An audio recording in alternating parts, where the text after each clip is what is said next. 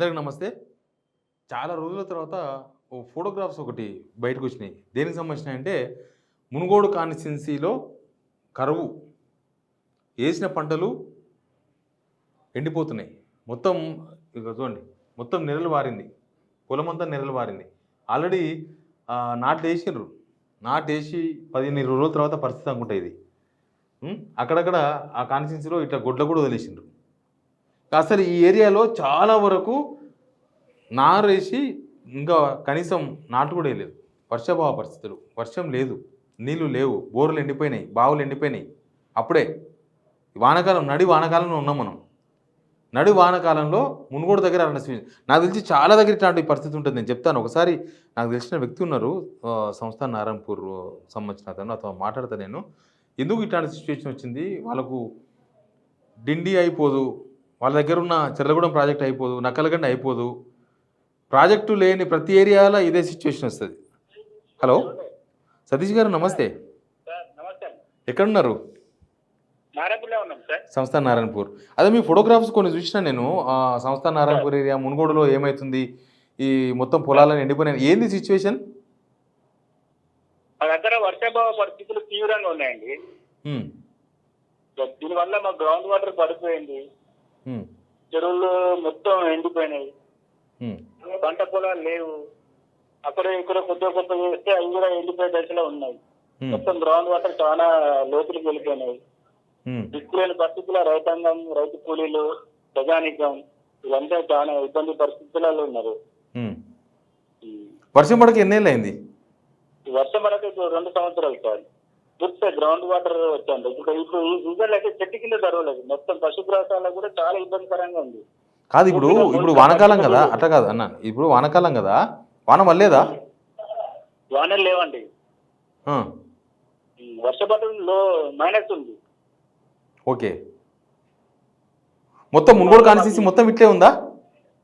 మునుగోడు, నారాయణపూర్ మండలం కానీ, మరిగూడ మండలం కానీ, చండూరు, చౌటుప్పల్, నాంపల్లి ఇవన్నీ కూడా ఇదే పరిస్థితులు ఉన్నాయి. ఎందుకు ఇట్లా? చెరువులు వాన పడితే చెరువులు నీళ్ళు రావు. మీ కాన్స్టిట్యున్సీ ఈ పక్క ఆ పక్క కూడా వానలు లేవా, నీళ్ళు లేవా అక్కడ చెరువుల్లో? లేవండి. మనకు దక్షిణం వైపున మూసీ ఉంది. మూసీ కూడా కొంత భాగంకి మాకు ఉంది. మా ప్రాంతానికి దాదాపు ఒక 15-20 కిలోమీటర్ల దూరంలో మూసీ వాడుతుంది. అక్కడి నుంచి రావాలంటే మేము ఎక్కడైనా ప్రాంతాల్లో ఉన్నాం, మాకు వ్యవస్థ లేదు, తాగునీటి వనరు లేదు ఇక్కడ. ఇటు పోతేనేమో కృష్ణా పరివాహక ప్రాంతం ఉంది, సాగర్ ఏరియా. అక్కడి నుంచి మాకు రావాలంటే వాటర్ సోర్స్ లేదు. గతంలో మరి శ్రీశైలం నుంచి నక్కలగండ ద్వారా ఇంటి ప్రాంతాన్ని నీళ్లు తీసుకొచ్చి ఇక్కడ ఉన్న చెరువులను నింపాలని చెప్పేసి గతంలో డాక్టర్ వైఎస్ రాజశేఖర రెడ్డి గారు జలయజ్ఞం స్కీమ్ లో తీసుకున్నారు. అది సొరంగ మార్గం తవ్వినాడు, మధ్యలో ఆగిపోయింది అది. ఆ తర్వాత తెలంగాణ ప్రభుత్వం నీళ్లు నిధులు నియామకాలని చెప్పేసి ఆ ఉద్యమంతో వచ్చి మరి మొదటి ప్రియారిటీగా తెలంగాణ ఏర్పడితే మొదటి ప్రియారిటీగా మనకు డిండి చెర్లగూడెం రిజర్వాయర్ పూర్తి చేసి ఈ ప్రాంతానికి రైతుల కాలు కడతామని చెప్పి హామీ ఇచ్చింది. హామీ నెరవేర్చకపోవడంతో వారిని ఇక్కడ ఓడించడం కూడా జరిగింది. మరి ఇప్పుడు ప్రభుత్వం ఏర్పడింది. మరి ఇది నిన్ననే ఇక్కడున్న స్థానిక ఎమ్మెల్యే కొమ్మిరెడ్డి రాజగోపాల్ రెడ్డి గారు, జిల్లా మంత్రి ఉత్తమ్ కుమార్ రెడ్డి గారు మరి అక్కడ చెర్లగూడెం రిజర్వాయర్ కానీ దాని సమీపంలో ఉన్నటువంటి రిజర్వాయర్లని ఈ ప్రాంతానికి కావాల్సిన నీటి వనరులు ఏ విధంగా వస్తాయని చెప్పేసి అధికారులతో వారు సమీక్ష చేయడం కూడా జరిగింది. మాకు వస్తాయని ఆశ అవుతుంది. ఎప్పుడైతే ఇప్పుడు మీటింగ్ పెడితే ఎప్పుడైతుంది అది త్వరితగతిన చేయాలని చెప్పేసి ప్లాన్ చేస్తా ఉన్నారు. మరి ప్రభుత్వం నిధులు కేటాయిస్తే కనుక మరి ఇక్కడ ఉన్నటువంటి నేతలు దాన్ని దృష్టిలో తీసుకొని త్వరితగతిన చేస్తే మాకు 2-3 సంవత్సరాలలో నీళ్ళు వచ్చే అవకాశం కూడా ఉన్నాయండి. ఇప్పుడు మిమ్మల్ని చూస్తే నాకు ఏమనిపిస్తుంది అంటే, తెలంగాణలో చెరువులు నిండని ప్రతి దగ్గర ఇట్లాంటి సిచ్యువేషన్ ఉంటుందేమో. పెద్దగా వానలు పైన పడే కదా.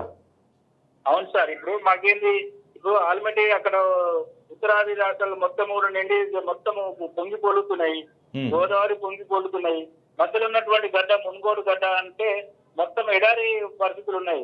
గతంలో కూడా చెప్పినారు, 90 దశకంలో 95 అట్లా దశకంలో చూస్తే మేధావులు ఏం చెప్తున్నారంటే ఈ ప్రాంతంలో ఎడారి పరిస్థితులు కనిపిస్తున్నాయి. ఎడారిలో మొలవలసిన మొక్కలు ఈ ప్రాంతంలో మొలుస్తున్నాయి అంటే భవిష్యత్తు కూడా ఎడారిగా మారే ప్రమాదం ఉంది, నీటి సమస్య చాలా తీవ్రత ఉంది అని చెప్పేసి ఆ రోజే హెచ్చరించారు మేధావులు.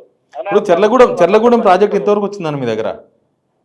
చెర్లగూడెం ప్రాజెక్టు మాకు దాదాపు 25 కిలోమీటర్ల దూరంలో ఉంటుంది. అది చెరువు కట్ట కట్టకి కానీ దానికి కావాల్సిన తాగునీటి వనరు దానికి పంపవలసిన నీటిని డిపిఆర్ సిస్టమ్ అమలు చేయలేకపోయింది గత ప్రభుత్వం. ఓకే.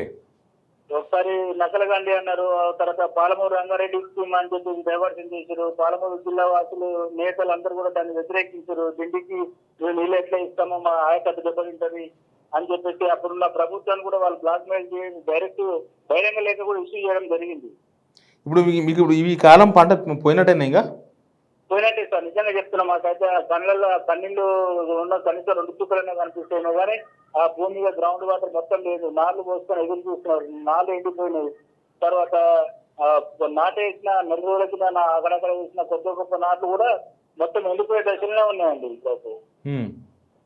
తర్వాత పశుగ్రాసానికి అయితే మూగజీవులకు, మేకలకు, గొర్రెలకు, పశువులకు అయితే చాలా ఇబ్బందికరమైన పరిస్థితి ఉంది.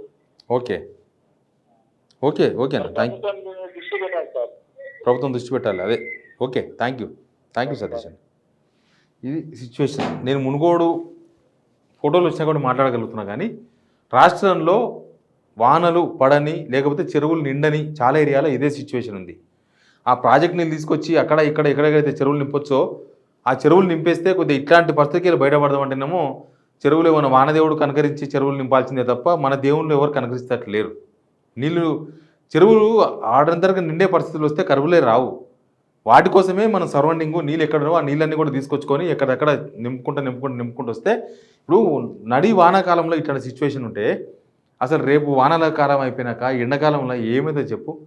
తాగనీళ్ళకు మనకు కాదు, పశువులకు కాదు, ఎవరికి నీళ్ళే దొరకవు, అసలు నీటి చుక్క కనబడదు. కనీసం చెరువులు నింపి పెట్టుకుంటే ఇప్పుడు మన గ్రౌండ్ వాటర్ పెరుగుతుంది. ఆ గ్రౌండ్ వాటర్తోనే కనీసం ఎంత కష్టకాలం వచ్చినా కనీసం తాగనికి నీళ్ళు దొరుకుతాయి. మునుగోడు కాన్స్టిట్యున్సీలో అది సిచ్యువేషన్. కోమటిరెడ్డి రాజగోపాల్ రెడ్డి గారు ఎమ్మెల్యే ఉన్నారు ఇప్పుడైనా. ఇది పరిస్థితి అక్కడ. నాకు తెలిసి ఇది నేను ఓన్లీ మునుగోడు గురించి కాదు, రేపు తెలంగాణలో చాలా ఏరియాలకు జరగబోతుంది ఇదే. ఎందుకంటే మీ చెరువులు నిండినా 50%, 60%, 40% నిండినాయి. ఆ ఎండాకాలానికి వచ్చేవరకు అవి ఉండవు.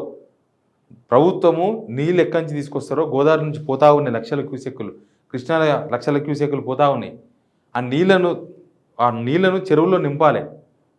ఆ కాళేశ్వరం మేడిగడ్డ పక్కన పెట్టేసి మిగతా లింక్స్ అని ఉపయోగించి ఆ కన్నెపల్లి దగ్గర నుంచి లిఫ్ట్ చేసి ఎల్లంపల్లికి లిఫ్ట్ చేస్తే కుదరదు. ఎల్లంపల్లికి వెళ్ళి వీళ్ళు ఇప్పటికి 11 టీఎంసీ నీళ్ళు ఎత్తిర్రు. 11 టీఎంసీ నీళ్ళతోనే ఏమీ కాదు. కన్నెపల్లి నుంచి లిఫ్ట్ చేసి ఏమైనా చేయగలిగితే అన్నారం, సుందీలు అవన్నీ నింపి పెట్టుకుంటే మల్లన్న సాగర్ 50 టీఎంసీల కెపాసిటీ, దాన్ని ఎంత నింపుతారో అంత నింపి పెట్టుకొని ఇక్కడ దాకా తీసుకొచ్చుకోగలిగితే అన్ని చెరువులంతా లింకేజ్ అయి ఉన్నాయి. నింపి పెట్టుకుంటే తప్ప మనకు లేకపోతే ఇంతకన్నా దారుణం. ఇప్పుడు చూసినారు కదా నడి వానాకాలంలో మునుగోడులో అట్లాంటి సిచ్యువేషన్ ఉంటే రేపు వానాకాలం అయిపోయిన తర్వాత తెలంగాణలో కూడా అట్లాంటి సిచ్యువేషన్ వచ్చే అవకాశం ఉంది. మనకు కృష్ణానేమో పారినంతసేపే ఆడ ఏం లేవు. పాలమూరు రంగారెడ్డి 70%, 80% పూర్తయింది. ఆ రిజర్వాయర్ అట్లా ఆగిపోయినాయి. అక్కడ కూడా నీళ్ళు పోయినంతసేపే. ఎప్పుడైతే నీళ్ళ ఫ్లో తగ్గిపోతుందో ఇంకా మన దగ్గర నుంచి ఆల్రెడీ సాగర్లో ఉన్న నీళ్ళు వాడకం స్టార్ట్ చేస్తాం. అక్కడ పాలమూరులో ఉన్న రిజర్వాయర్స్ నుంచి స్టార్ట్ చేస్తాం. ఇంకా మిగతా వాటి పరిస్థితి ఏంది? ఆ రిజర్వాయర్ నీళ్ళు కూడా అయిపోయినాక ఏంది? చెరువులు నింపాలి. చెరువులు లెక్కలేని చెరువులు ఉన్న చెరువులు మొత్తం ఊరికో చెరువు ఉంటుంది పక్క. ఆ చెరువులు నింపితే అప్పుడు గ్రౌండ్ వాటర్ పెరుగుతుంది. ఆ చెరువు నీళ్ళు వాడుకుంటామని కాదు, గ్రౌండ్ వాటర్ పెరిగితే ఎవరి బోర్లు వాళ్ళకు వస్తాయి, ఎవరి బాయిలో నీళ్ళు వస్తాయి. అప్పుడు వాళ్ళకు ఈజీగా ఉంటుంది. కరువు వచ్చినా మనకు ఆ ఎఫెక్ట్ కనబడకుండా ఉంటుంది. లేకపోతే వీళ్ళు ఇట్లే చూసుకుంటూ ఉంటే ఇట్లే అయిపోతుంది. మునుగోడు లాగానే రాష్ట్రం అంతా అయ్యే అవకాశాలు కనిపిస్తున్నాయి. Please subscribe signal TV.